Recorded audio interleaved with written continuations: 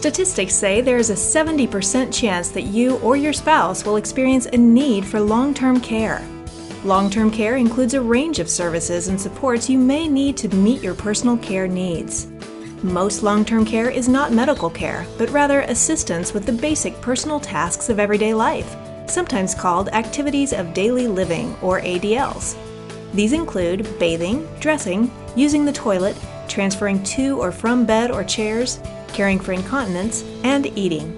Other common long-term care services and supports are assistance with everyday tasks, sometimes called instrumental activities of daily living, or IADLs.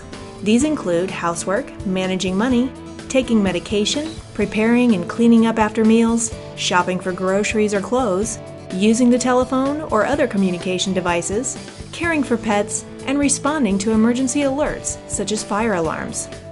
The cost of long-term care varies with the amount of coverage, length of care, and deductibles. The initial premium level will increase based upon the age at which you apply. Like all insurance, most people wait too long before applying.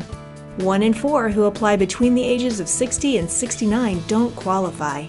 You owe it to yourself and family to know the options and prepare well today. Call us to find out more.